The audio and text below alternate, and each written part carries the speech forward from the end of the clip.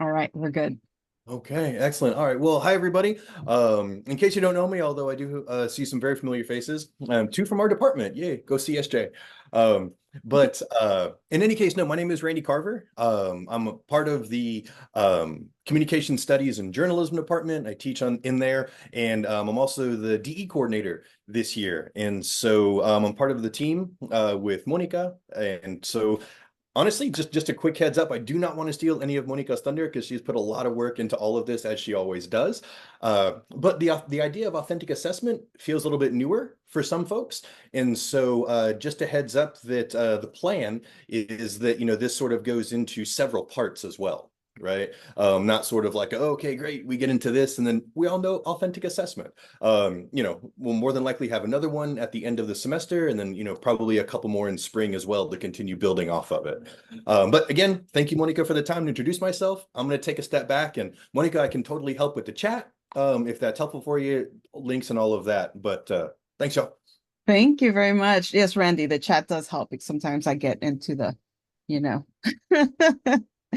into the webinar and I forget to check the chat. And also I'm using a couple of screens, so the chat's not right in front of me. So welcome. I do a little quick walkthrough of our DEPD. It's the same Canvas shell we've been using for a while now, a couple of years, maybe 4 years. And so it just has a couple of updates. You will see here that we have 3 people on the team. We do add a Liesel as our member. She is the accessibility specialist. So if you ever question whether something's accessible in your course or if content's accessible that you want to add, just reach out and she can let you know probably within 5 minutes whether something's accessible or not. We do have meetings by appointment. So if I send out weekly sort of drop-in office hours, but if those don't work for you, no worries. I'm happy to meet during the weekends or after hours, like after 5. So as long as it's before 7, because then I go bachata dancing. And so I need to be able to clear out of here before then. But then please reach out. Some days I don't really feel like dancing and I feel more like meeting with you. So who knows? Um, Randy's absolutely right in terms of the way we're going to set up these authentic assessment webinars. We're going to take them sort of bit by bit. Today is all about the why, the pedagogy. Why do we even need to consider this? Why do we think about it? One of the main sort of in your face reasons is that some folks are using Proctorio, which is an LTI. It's a third-party tool that is embedded within some quizzes for some folks, very few folks. But in case you're one of those folks who's using Proctorio, we do have sort of an end date. And if memory serves, that's 2025, July, is that, Randy? July 2025.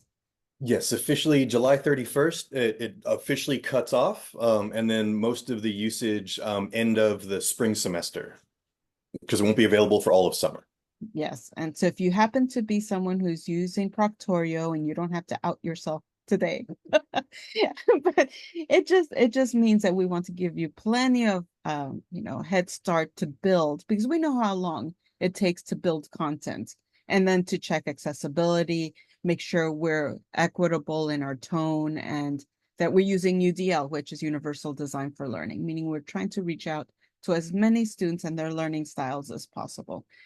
We do have an EdTech toolkit, which is why I mentioned the Proctorio. Within this, it's a separate Canvas shell, but you can enroll in that as well. It kind of breaks down some of the tools that we use in Canvas and some of those LTIs, those external tools that we use there. We may have to go through it and just update some things in case, links get broken, or sometimes we might not even use a tool anymore and we're still kind of sharing how to use that tool. So we'll probably do that. If you encounter anything that's a broken link or broken video or anything like that, please reach out to us because we try to keep our Canvas shell sandboxes, as up to date as possible.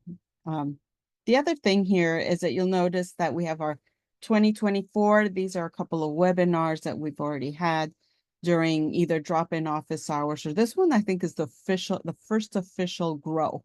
webinar, but we've had some for our new faculty, in terms of how to copy and set up a course for the new term and how to begin with student strong start or an equitable centered design.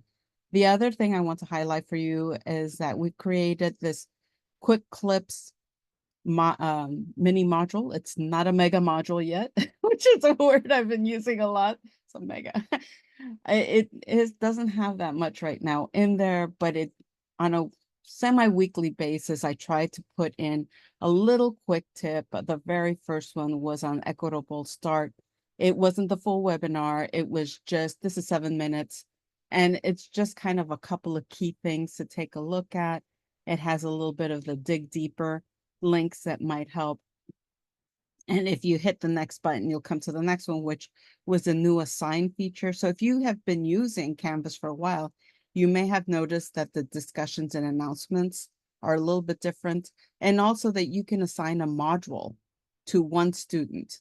And so this little, it's 12 minutes, it's a little bit longer, does talk about that. So how you assign a module to a person who maybe needs, to get ahead.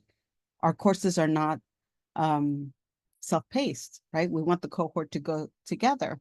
And so that you can't have authentic assessments if one student just beat the race and is already on week 12 when everybody else is in week 1 or week 2. So we do try to move together, but there's special circumstances. And I just wanted to give you that little tip so you know how to assign a module to a student who maybe is going through surgery, a pregnancy, or whatever it is that happens. And then I think the last one that we have here, oh no, I do talk about the grades tab, grade tips, people in groups. There are a couple of little tiny modifications, and I try to give you tips on how to streamline the whole grade book and how to reach out to students. So you'll see these are chunked out into 3 different videos, but I think you'll find them helpful. And here are also those Canvas guides that are so useful. The last one was on Canva, just because as I've been meeting with folks, they're like, hey, how did you do that? How did you create that? And so I thought, it's so easy and it's free. CCC doesn't pay, or the 4CD district pay for Canva. The only people who have it might be in their departments if they really wanted it, and the departments decided to pay for that. But there's a free version. I do everything with the free version. So I kind of go through that. All right, with that, we will jump right into our authentic assessments.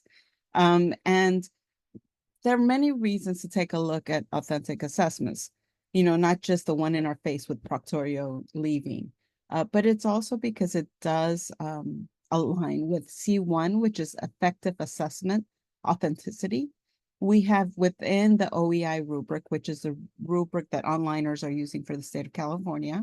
It's been approved by the chancellor, not just approved, but promoted. And it's about to go through a little bit of an update because we need to incorporate RSI, which is regular substantive interaction.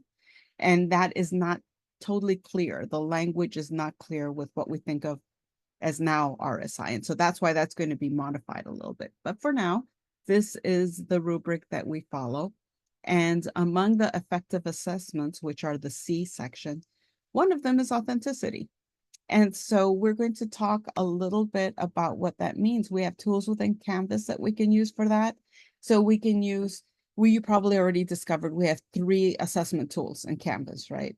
We have the assignment, and that's normally where students upload a document or type in participation in a text box, or they might upload a link. They could upload a video, a presentation. So there are a lot of different things they can upload, but normally those assignments are student to teacher based on a prompt. And with all of these, rubrics really help because they kind of guide the student, and students really worry about their points, right?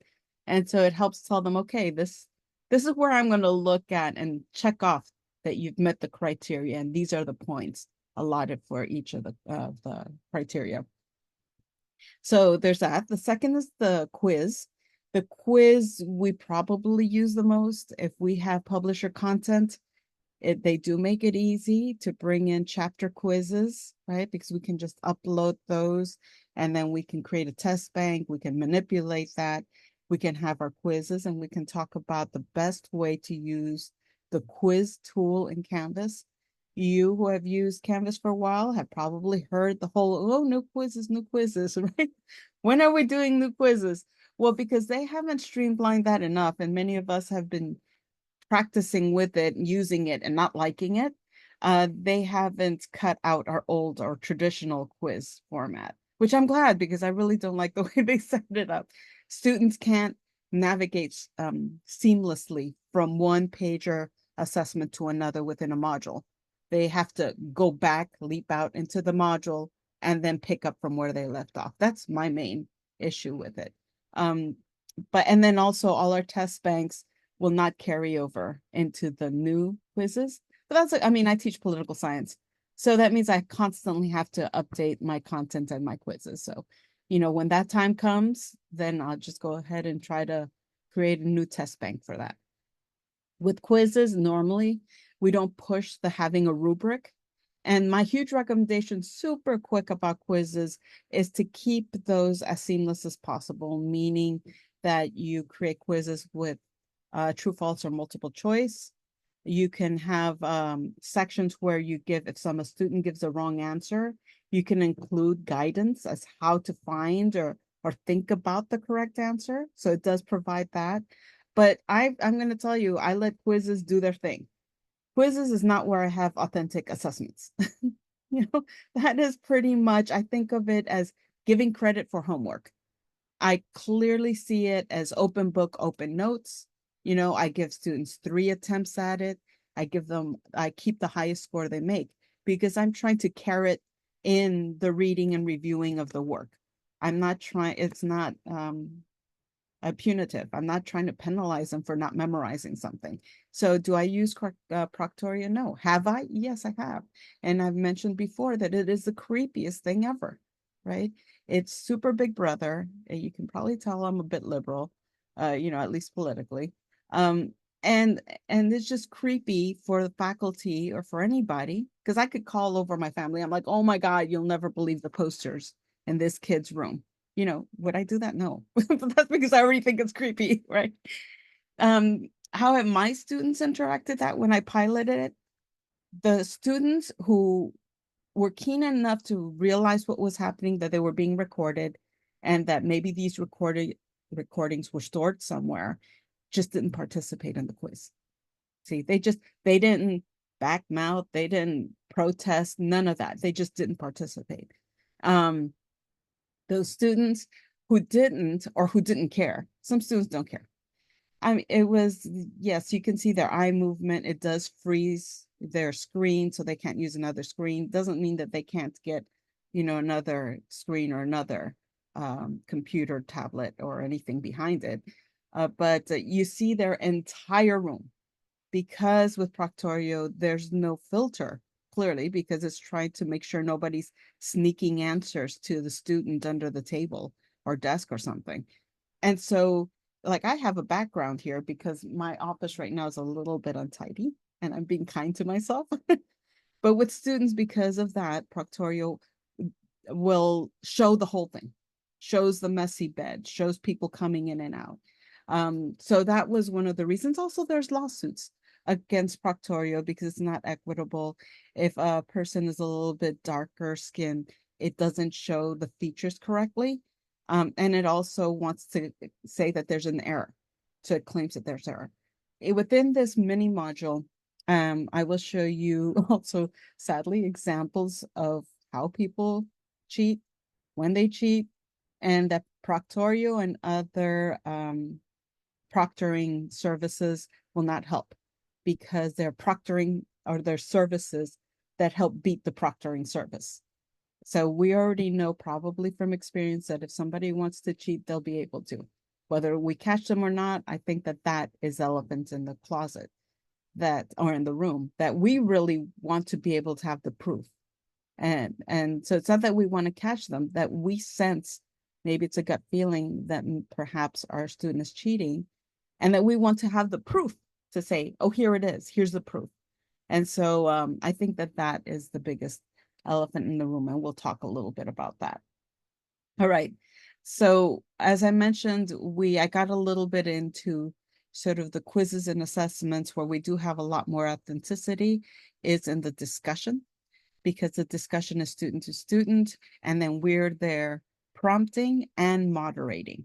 So it's almost like the whole class is involved in that. For more authenticity and discussion, my recommendation is to make it within a certain time frame. Could be a week. Mine are 3 days. So they open Wednesday, they do Thursday, and they close Friday. It's supposed to mimic a conference.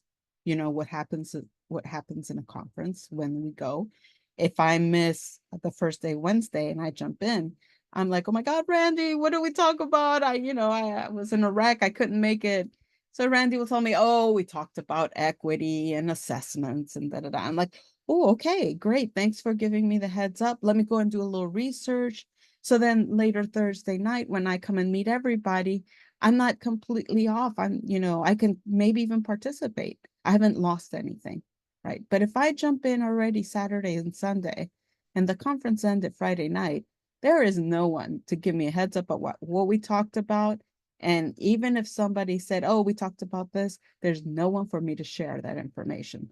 So when we think about the authenticity of discussions, we might consider what is the range? How long is a discussion open? Right? And what's reasonable, right? Discussions are not reopened. Doesn't matter what kind of surgeries they've had. They're just not reopened. I'm like, apologies, missing one discussion is not going to kill your grade. Just try not to miss any more discussions. So that's it's a little draconian, perhaps, right? For my trying to be so equitable and have authenticity. But, I feel that because we do have real world tasks, when I think of those discussions, I think of them in a real world context of a conference, of meeting up in a cafe with people. We're going to organize a protest. I mentioned that I teach political science. Well, okay, if I'm late to that organization, I might not know where it begins, when it's going to begin, what colors I need to wear, so that it does mimic that. Also, we want to have a little bit of complexity in our authentic assessments. Our quizzes can't be too complex because normally we're just asking our students for the right answer. We're not really asking them to think, to ponder, to explain, right? Those normally live in the assignments where we're asking them to brainstorm, to write. Within assignments, we can have peer-reviewed assignments or we can have group assignments. Now, this is also the elephant in the room. And I can ask you, do you think that creating authentic assessments is more work for the teacher? And I will pause my share so I can see you all. And you can just thumbs up, just like, how do you feel about it? Do you think it's more work for the teacher to maybe create authentic assessments? I guess no. Discussions specifically or just in general? No, just in general. In general. Just in general. I'll tell you that I only have one peer-reviewed assignment in my entire class for all of my sections. And the reason for that is they're a pain to manage, right? I'm constantly going in, I have the computer generate the teams unless I know I need to match up two specific people, right? That they help each other in reviewing each other's work. But it is a constant going back and making sure that they have their peer reviews. It also means that I have to be a lot more explicit in the instructions and giving them the tools that they need to be able to participate in the peer review. Because often if they're like, I'm not sure how to do this, right? Or they think they clicked in the wrong place and they're like, oh my God, this is not the place I should be. There's a rubric for me to, then I need to guide that. So it takes a lot more work. And so I do have that for the good draft. It is also the only time my students are allowed to resubmit something, if you will. Everything else has to be completely original, but the good draft of their final research paper, I set it up so that each student reviews two of their peers and gets a review from both of their peers and feedback from me. And so those students who do participate, In earnest, normally their final research paper goes up an entire letter grade because they're paid, they have the feedback, they have editors, right? They have people helping them. And then because they get to view other students' work, they also get an idea like, oh, that's right, I should probably include this kind of element, or I forgot to cite my sources. And here's my peer who cited sources. So at least my experience has been that creating authentic assessments does take a lot more time, you know, for the designer, the teacher in the case, because we do everything, right? We're AV equipment specialists, right? So we are course designers now. We sometimes do coding. So we do a lot of that work. Now the question is it more work for the student? What do you think? It depends, right? I think it largely depends. Sometimes taking a quiz, if they're not studying for it, they'll just jump in, take the quiz, take it in 5 minutes. You've probably noticed. If you go into your quizzes, you will see how long it took them. For me, I'm like, wow, it took them 2 minutes. I don't even think I could click next through the whole thing in 2 minutes. Like, how did they do that? And then I once noticed, and also student either was kind or naive, said, oh, it's so awesome that the professor let all of the answers be the first one, A. Now, this was a long time ago, but what did that mean? That I didn't have the wherewithal to think that I need to shuffle the answers on my quizzes. So the default for Canvas when you're creating quizzes is that A, or the first one, is the right answer. And then the 3 beneath it is the wrong answer. So I'm like, okay, yes, that is something important. It's a little tiny box in there, but I need to make sure I check that because some of these really savvy students, and then they shared it. It's like, oh, guess what? You know, all the answers are A. So yes, that's quick for the student. But for students who are conscientious and who really want to be able to do well, because for quizzes, my recommendation to students is take the quiz without reading anything, without studying, without using your notes, and see how well you do. And I tell them, you'd be surprised how much you already know that you have from just listening to the news, or it might be even from grade school that's in the back of your memory somewhere that you already know about the Bill of Rights. And so I do encourage that. I'm like, then take a look at your score and now use your book. go back and use your book, because that helps them review in my mind's eye. And the quizzes are low weighted scores. So missing a quiz or not doing well in a quiz is not going to kill their grade. Doing excellent on all quizzes is not going to shoot them through the roof in terms of their scores. So that's not where the authenticity is. That's where the review and studying and homework is. All right, so I'm going to stop talking just for a little bit in case you have any questions. You can even talk about any incident that maybe you caught somebody cheating. And, you know, it feels horrible, right? Because most of our students don't cheat. But for the one student who cheats a year, it just like how could I have, and then we internalize it. It's my fault. How could I have avoided that? How could have I set up the assignment or checked, you know, so, or made sure it was clear that, you know, in my case, AI is not permitted to be used. So do you have anything like that to share? No, I don't want to put anyone on the spot. Okay, well, I'm going to go ahead. I will share screen, and let's make sure I didn't share like my mother's emails. No, it's the right screen. Okay. So collaboration, I talked about peer-reviewed assignments, resources at the end of every end of week discussion. I give them dig a little deeper kind of resources that they can go to if they want to explore more.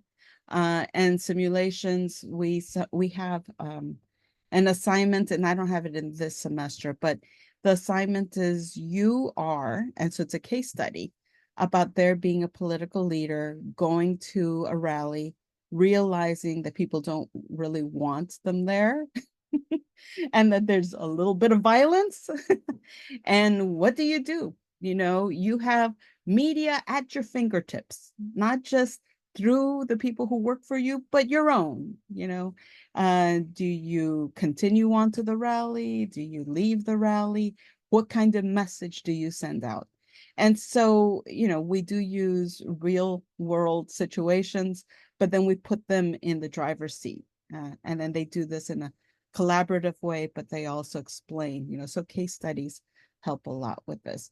And then, of course, we've added the rubrics, the online equity rubrics that we use in the district. Do you have to just use a CCC? No, these are recommendations, right? So you don't have to just use a CCC if you're at CCC. Jump through all of them, see if there's something in there that kind of makes sense for you and your students that you would like to use. All right, I'm going to go to the next here. So I talk about the elephants in the room and trust. Yeah, we really love our students. I haven't met a single faculty, definitely not at Contra Costa College, who doesn't like their students. Even me, I've been teaching there for 24 years. I get a little tired. My husband says, Monica, you have the same student every semester. How is that possible? I'm like, it's not the same student. It's the same, I guess, personality type, or it's the same way that they interact with me that just rubs me the wrong way. It's not the same student. And so do I ever feel like maybe strangling one or two? Yes, I think I do, if I have to be honest. That's why online teaching is perfect for me, right? There's no way I can stray unless I did some weird, the circle thing and jumped into their monitor. But we love our students. And with that, we provide spaces where they can be safe. We don't ridicule our students. We try to be supportive, and we encourage, a community of support for our students and for each other. We encourage empathy. My students might leave poli-sci and really not really understand the right to bear arms. But what I hope is that they have empathy for their people in their communities. That's what I hope their takeaway is. And we sadly do know that, and we've caught students cheating, sadly, very sadly. I've had 2 students this semester at Contra Costa, and I teach at 3 colleges. So that's why it's so strange for me that it was at Contra Costa, who use an AI generative kind of a tool to spit out a critical analysis. And it doesn't even make sense, because what they spat out, it doesn't even, it doesn't address the prompt. I have tons of formatting kind of points in my criteria, particularly because of that, because I want to make sure that even if they're not quite citing all their sources, that at least they're following a format, right? At least they're reading what they're copying. And then, of course, I use Turnitin, so that gives me a little bit of the proof that we need, that I spoke about. Sometimes sort of that we want to trust fully, but we know, and our gut tells us, and we can see that it was not an authentic write-up. And so we have to bring it to their attention. But also, we don't want to start a big old fight. We don't want, I had a student say that they were going to go to their uncle, who's the dean, to take away my certificate. Which, was like, I mean, you can't help but laugh, because, it's trying to intimidate me with things that are not even real, which make me like, no, we have to look at the facts. Research and figure out how you can take my job away. Don't just throw out that. So, there are a lot of things that we still want to teach, even when we're being harassed. So the thing is that I don't think it's so much, so much that they're cheating, we can identify that. But what we would like to do is have the proof, especially as we've been sort of mandated to go ahead and report any student who is plagiarizing or who is cheating, And so we don't want to go to that level, at least I feel, unless we have the proof. And so here are a couple of videos. They're short. I'm not going to play them for you here. You can go ahead and take a look later. They're all in the module. And so I should ask, does everybody have access to the module now? Yeah. Okay. And so there are just a couple of different things here. Now, what is interesting is that most of the videos will then say something like, that's why we want you to use our proctoring system, so that you can catch all those cheating students. And then other of these videos will say something like, hey, guess what? This is how you can beat proctorial. And so I do have a video there. And it walks students through, these are the 2 ways you could beat proctorial, right? So even if, we're paying a lot of money to have a tool that is not equitable and the students can still hack, right? So it doesn't even make sense. So we know that we have unauthorized collaboration, impersonation. I've had uncles submit work for their students. A lot of times the names that are in the roster or the official roster in Insight don't match the names of the work being submitted. That's why I always insist that they submit their work with a heading with their name, the course and the date, and you will be amazed how many times I have like the name and then I have Agustin Palacios. I have like a date like March 2023 or March 2022, and I'm like, oh, okay. So, and then I'm not even sure what is more irritating for me, that they didn't proofread. They were trying to, use old or somebody else's work. So there's that. There's plagiarism. There's plagiarism of little bits, of big bits, sadly, in the athletic group about, it's been 8 years now. I had someone who was plagiarizing. I brought it to attention. Then they, I allowed a resubmission. That was fine. Then the following semester, that student didn't pass, but the following semester, I had 3 sections and I had, you read something, it's like, why does it sound so familiar? And so luckily I was already using, I think we were using Canvas. No, I think we were using Canvas. So I was able to go back and look at that submission from a previous semester, and it was exactly the same thing for the same student. And so I'm like, well, I already told you this was plagiarized work the first time, it's still plagiarized work in a second semester. But then in a different section, I got the exact same work again. The only difference was that the heading was different, but it was word for word.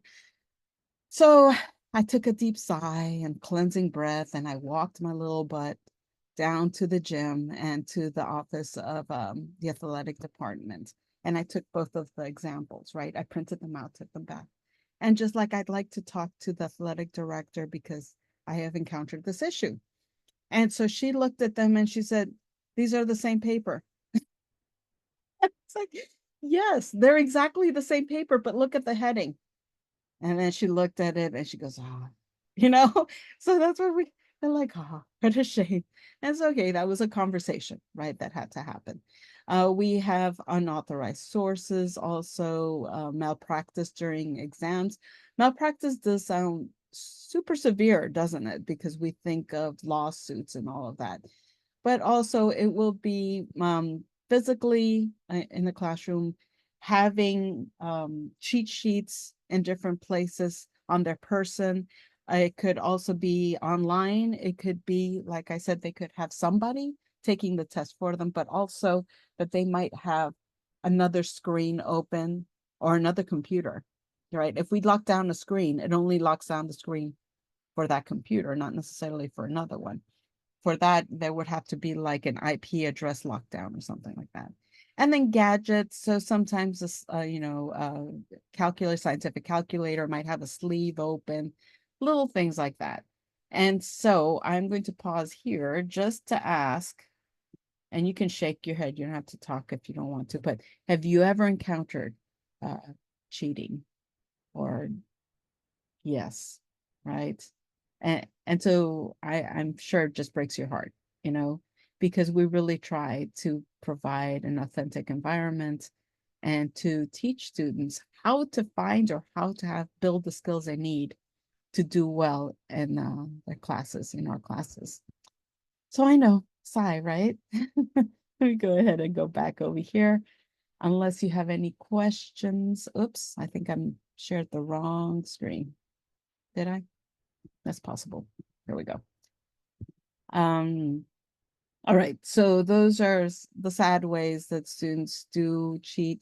I think that often when we're together in a bigger group, like this is a nice, comfortable, small group, that we feel all right saying, well, yes, my students do cheat, or this semester a lot more are cheating than we do in a bigger context, because in a bigger context, it somehow feels like we're defrauding our students, like we're not backing them up somehow, right? And we want our students to shine. And so it doesn't feel good to say, you know, some of my students think I'm so dumb that I don't realize that they're cheating.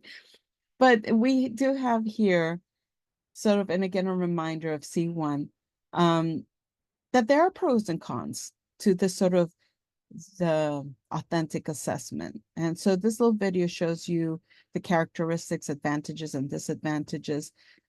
You've heard me have mentioned how in my courses, I feel that the quizzes don't have to be authentic, you know, but that provide spaces for authentic assessment elsewhere. And so that way there's a balance. I also feel that the balance helps with UDL. So I have students who are better, maybe at discussions, not so good at writing critical analysis. And then I have those who are just really great, you know, and I tell them, hey, maybe you should look into journalism, you know, because they really understand a topic and being able to explain it and to be analytical about it. And some from my classes have gone on to become journalism majors or to just write for the college paper. So here we want to take a look at whether something's realistic. Like for that, I kind of think that it's okay to be fantastical, if you will. Will my students become or run for president of the United States? I don't know. They could. You know, is it realistic? I don't know. You know, so, but I think that it's okay to think of a fictional circumstance where they could. And I think also that's equitable if we put them in the mind of being, you know, a hospital administrator, you know, or the head of surgery, that it starts to help them think that they can be in those places and they can have those positions, right? Or that they can have that sort of power. One of the other things I tell them is that no matter what kind of wealth or power you have after you leave, pause and take a look around you, you know, be authentic. Think, how is it that the people who are helping me are being compensated? Am I fairly paying for childcare or for my gardener or, you know, for my Uber service or whatever it is, right? And so part of that is to have them pause and think. We can replicate or simulate contexts in terms of the workplace. Some jobs are easier to do. I mean, some classes are easier to say, and this translates to this, right, in the real world. And so I can think of like automotive, right? So it does offer creativity. How would you design the next, you know, environmentally friendly vehicle or transportation? And then some of it is, how would you fix this in the real world? How would you help your client, you know, or your customer? And so there is that. Even with poli-sci, most of my students take the class because they have to, not because they want to be lawyers or judges. But I still want to help them with that. So here we have like the comparison between the typical test, an authentic task, and then indicators of authenticity, right? So is a test easily scored? Yes, my quizzes, they're easily scored. And that's why I already put them in that sort of column and category of not being authentic tests or authentic exams or quizzes, because I don't even jump in there unless too many people made a mistake. Too many people got an answer wrong. Then I'm like, okay, it might be designer error. It might not be them, it might be me, right? And so that's when I jump in to just double check that I didn't do something wacky with the settings or with the answers. But other than that, I really don't look at quizzes. You know, they're kind of self-managed. Let's see here. Let's see, involves complex tasks, that for which there may be no right answer, and that may not be easily scored. It's true with my students, they can write anything that they want to write on themed topics, right, within our course. And they can take any point of view that they want, and they're not judged for that. The one rule I have is no hate, right? So we are not going to practice hate. We're not going to write hate. We're not going to use any holy text to then promote oppression or hate. I'm like, you can use them, but don't use them to promote hate, right? If you want, you can use it as an example of how people have used something to, to be criminal, if you will. But outside of that, they have their point of view. There's no right answer. They're exploring. So that's fine. And then students may use particular knowledge or skills in several different ways or contexts. So yes, within poli-sci, they can take a look at, the economic, I guess it could be outcomes of certain policies. So they can go ahead and be interdisciplinary in a bit, as long as they come back and give me the politics. So provide a score. Yes. Do they still have a score in the authentic tasks that I give them, the critical analysis? Yes, and it has a rubric, but they also get feedback, and that's part of the authenticity. So in my example, where my quizzes, they don't really get feedback. In their critical analysis final research papers, they get plenty of feedback, right? And it's a bit of brainstorming. Oh, think about this, food for thought. All right, any questions on this table? Can you see some of these in your course, where you have maybe a typical test, or where you've already moved to authentic tasks and the indicators of that? Yeah, I bet you do have them. Sometimes we just don't identify it as that. Let's see here, and then we have some links there that will help you. We have examples of authentic assessments in nursing, such as providing a case study. Now, I will say, because we talk about nursing, that when we first went into the pandemic and doing everything online, that was the biggest thing. And I gave a couple of workshops on that, was how are we going to test people? Because we were not allowing people back into the campus. It was closed. We had a closed campus and absolutely no one could come in. I was coming in, but I was like masked, gloves, and sanitizer everywhere, because I had to actually help people with their computers. You see? So there was no way to have our 6-foot distance or anything like that, but we just tried to be as cautious and careful as possible. Folks didn't even know where to find their emails. So it was a necessary thing to do. But with nursing, they would say, well, we have these exams, and the exams will then let us know if a student can go on to the next level or to get certification. So we can't just, put it up on Canvas and just say, oh, just take this exam, because it's practice for the real exam. And so some of the things that we brainstormed were, well, what's important here? And they said, well, what's important is that they actually do it and it not be anybody else. So that whole imposter thing, like what else is important? Well, for these particular exams, I can't use any notes or anything. And so, well, before even Proctorio came into our kind of purview, what I told them was, well, why don't you have, and it had to be all at the same time.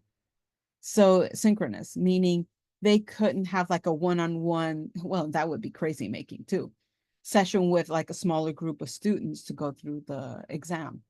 And so what we brainstormed that might help would be use Zoom, have it all open so that you can see everybody, let them know what the rules are and the importance of doing it themselves and being authentic with their exam. And so that's how they did it at the beginning, until they found other tools. And it seemed to work. And they found that, and it might have been just the way students were at the time, that I think that many students were compassionate because they saw what we were all going through also, just to try to help them. So nursing, places where the exam really gives them a certification or permits them to go on to something else. Yes, those are going to be a little bit tougher.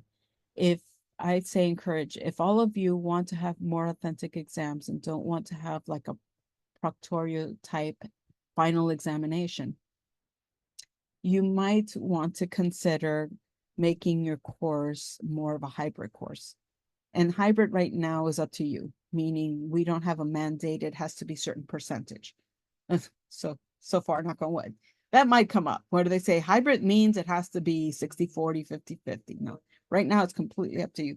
So what that might mean is hybrid might mean that you bring them in for the orientation, you explain the course one day, and then you have a midterm, you bring them in for their midterm, and then you have a final. And you bring them in, and you're the proctor. You are proctoring the exam, and you have them in the classroom. And you're doing what I did old school, walk through the rows and and check everybody, make sure they have plenty of space. I mean, it sounds so militant, right? It's really draconian, but all of that stuff that we normally have to do. So that right now you're at a good time to plan ahead. If you want to get away from any like proctored service, you want to make sure that students are authentic with themselves in terms of the work that they turn in for their midterm or final exam, then you need to tell your scheduler, your chair, dean, your scheduler, that your course will need to be hybrid, will meet on, and then you give them specific days and times, and they will try to find the classroom for you. So what we're not allowed to do is begin the class fully online, realize that we don't have that proctored tool. We're not using Proctorio, and we don't have another way to be able to make sure the certifications that are coming out of that exam are valid, I guess.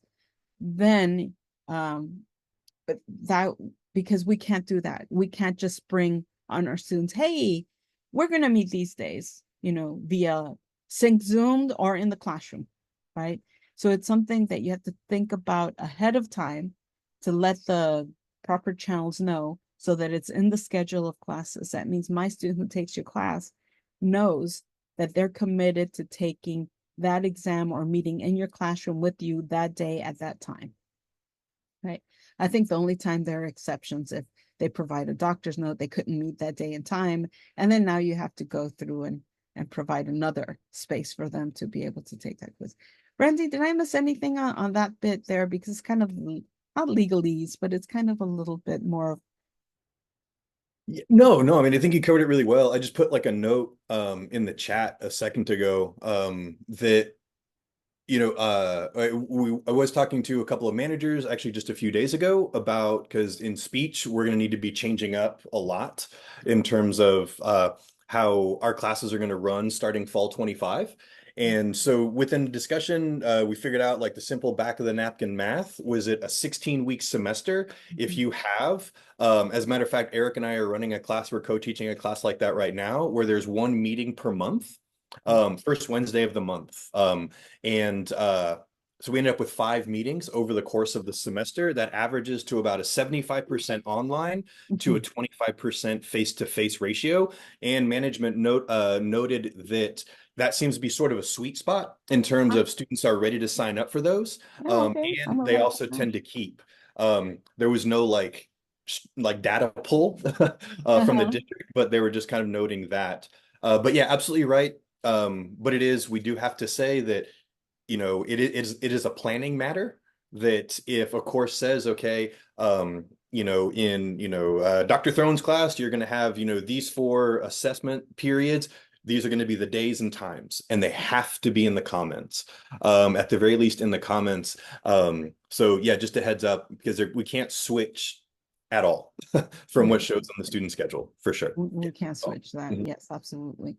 All right. Well, thank you for that, because, sometimes all of these, regulations and sort of what we need to do in the process gets a little muddled, especially when they change and we've been away for the summer. And then right here, there are a couple of faculty spotlights that are linked here. And so it'll be nice to go and check to see what some of our colleagues have been doing.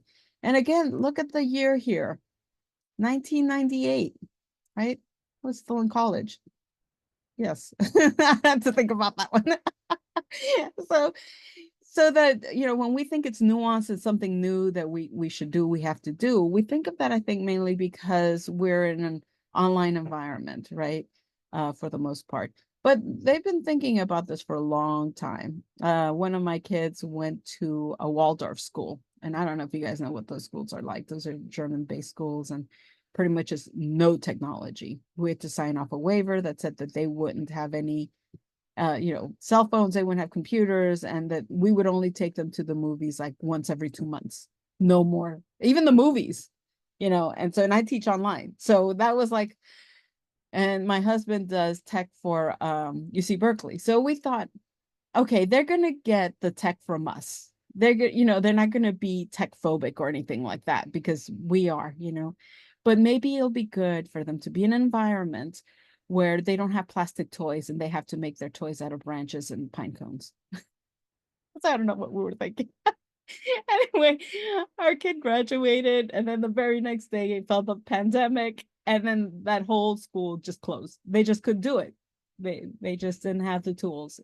Although they did teach them tech literacy and something like that, like humanizing something. And so so that it'll be nice to see what these folks have been doing in their school. And again, it almost feels like some courses like African languages and storytelling lend themselves a little bit more to authentic assessments, where nursing, I use nursing just because I think, okay, if a student passes my class and didn't merit it, it doesn't mean that somebody's going to die, I think. I mean, they could still be the cause of someone's death, but not really. But like someone who's doing, CPR training and needs a certificate, or nursing, they could kill somebody accidentally. And I know I'm being such a Latina right now, fatalistic. But I mean, just saying that we do feel sometimes that we are responsible for our students' actions later on in life, somehow. And that, if we just turn a blind eye to cheating that could cause a real life death, that sounds weird, that maybe we do need to be more cautious with those courses. So here, there's a bit of the flawed history of testing. So apparently 150 years is the magic number of years that we've been working standardized testing. Of course, we have No Child Left Behind, which we probably all remember all too well. Standardized testing. And then what happens with that? Then, they have the stick, you're going to not get funding. And so then teachers themselves, because we know how much we love our students, sometimes the people who love us the most do the most harm, sadly. And so then what were they doing? They were cheating for their students. There were cases out there when that was happening because they didn't want to lose their funding, right? Instead of trying to say, okay, well, how do I not teach to the test? How do I teach authentically and still get those outcomes? Now, fast forward, and now we've got student learning outcomes, in every course, and we have outcomes and objectives in every module, right? So that is something that has always been the question, and we don't want to hurt our students, definitely not later on in life either. And so this is quick, this is 20 minutes. And so these are examples of, how folks have been trying to have more authentic assessments and authentic learning and how they measure that. And I think the big, huge takeaway is that the students are more engaged and more involved because this is not rote learning. And I know there are many people who are different kinds of learners. Some students are really good at memorizing things. I have one kid who is excellent. I'm like, you heard a song once and you already know all of the lyrics? Like, that's not me. That's why I don't sing, because I can't ever remember lyric. And so, there's students who can do that. And then there are other students who really need to be engaged, and so that it helps with retention, it helps with success, and so motivation. And then in the real world, potentially in their job or piggybacking on that, an internship.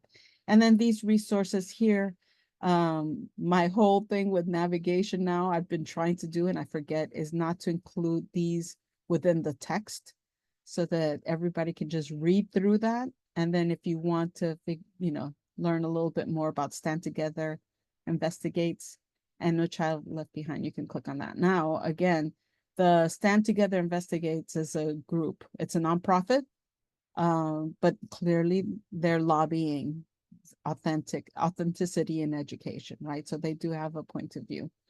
Let's see here. I am running out of time so swiftly, but look at that. We're right at our Padlet. And I really hope that this works, because Padlet sometimes, as authentic as it is, does sometimes come with a little bit of limitation. And thank you, Randy, for taking care of the chat. So I've put this link to the page right there in the chat, so that you can jump into this Padlet, and you don't absolutely have to do this right now, in case you want to think a little bit about it. But what we're doing is like the replacement with authentic assessments here. So you would just click here on the add, and you would add your own. If you have, like for mine, it's quiz. if I were to replace, okay, I would like to replace chapter quizzes. And so then I would have to think, how would I do that? How would I replace my chapter quizzes? Which, you know how much I love them because they're self-managing. But if I really were to think, okay, how can I do this? Well, I know how I do it in the real class. I put them in groups and then I have them ask 3 questions from the chapter and then to pose the questions and answer them as a small group themselves. And then I tell them, interestingly enough, the questions and answers you come up with are often the same questions I've come up with, and so that's one way that I do it in the classroom, but I don't really create small groups to do this right now.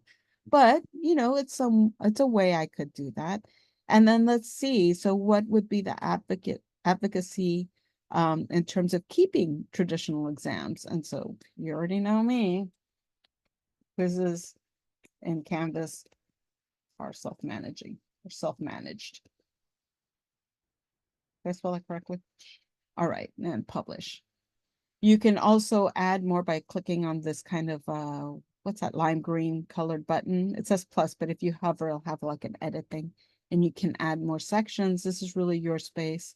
The other thing I want to say with this here as we're running out, I also go back to the online equity in terms of technology and all of that, universal design for learning, is I do have a page here where I'm going to go ahead and include this the video recording right here. But also I want to just tell you that we do have modules that are already talking about some of these tools. And again, I showed you where on the home page, in case you came in late, we talked about, we have this EdTech toolkit. You can go in and see what kind of tools we have. Hypothesis, what else do we have? Well, Padlet, I think we're getting a couple of spots for Padlet as well. And so we have other tools that you can use here. Perusal, I think, is another one. The other thing that you can do is you can scroll down to see where we have some of these. Let's see, because Brandon, he has a whole heap of them on, let's see. I'm trying to think, well, most of these are mine, but we do have play pause it, as I'm going through here. So we have play pause it, and he will go through some of these things. So you can also go through the modules. I mean, I think we've archived these for a couple of years. Quick scroll. And so that you can go through and just click on some of these to see how it is. So he has a Padlet, like how to use Padlet, how to use hypothesis, play pause it so that it's accessible. And so I think that, and let me see, how do I give you this link? It's always tricky, right, to give a link to the specific module I found. I'm going to give you a link to maybe what is hypothesis, and then that link will take you to this module. How about that? Will that work? And then that way you can see what's all in there. Because all of these can help with authentic assessments. And what we hope to do is in December, we have a date, right, Randy? December 6th, 3rd, sometime. I don't want to misspeak, but yeah, let me double check that for you. The first Friday in December. How's that? I think that's correct. We are going to go ahead and move away from pedagogy and the why into what to identify the things that we can change, like my quizzes. And then what tool would help with that? If there's another tool or there's just a different way of doing that, right? That might help. And so with that, any questions? I'm sorry, that was super fast. We're all good. I didn't overwhelm anybody. A little redundant. Feel free to reach out to me. The Canvas inbox is kind of the best place because I immediately see those numbers. And I'm going to share screen again with you just so that you can see that. Notice my inbox, 0. And so what does that mean? That I'm a little retentive when it comes to that inbox. And anything that comes in, I feel like I have to, I can't go salsa dancing if there's a 1 in that inbox. So that I want to just say that if you send your message there, if you have 3 days and times that are good for you to meet, if you'd like to Zoom meet, if you just have a question, I'll try to answer it. I almost call it blind or looking into my memory to try to answer a certain question. If it's like, oh, my discussion's doing this weird thing. But I'm always happy to meet with you. And I mentioned that weekends are not off the table. And I'm happy to meet, you know, after 5, but not before, not after 7. I have to give myself a chance to go and dance. Although sometimes I do. Randy. Oh, thanks, Monica. No, I just wanted to add, so as we close out, like Monica said, you know, this was really kind of really about like the whys behind it, right? That really was focused on that. As we kind of build out. Now, as we continue to build out, you know, there's going to be 3 more authentic assessment webinars / workshops throughout the rest of fall and spring. But for those of you that are here today, genuinely, if you have specific questions about authentic assessment, right, or ideas that surround authentic assessment, or you know what, it would be interesting to know more about X, Y, or Z, this is what I know about it, sort of thing, please feel free to email me. I'll drop my email in the chat. And so as these start to get built out, we can, you know, just like we have, you know, with our students, you know, hey, let us know if there's anything else we can do to kind of add to it. Same idea, right? You know, and we'll try and see if we can help out with some of those things, just in the I guess spirit of like co-creation, right? Because we're all faculty members and colleagues together, you know. So it should be a good run with all of this. But that's all I had. That's all I had. Basically, if you have questions or comments, let me know. We can try and see how we can help it out with future Flex. Right. Thanks for wrapping us up there, Randy. And again, we look forward to working with you. Please reach out. We're ever so happy to do it. Bye. Thank you.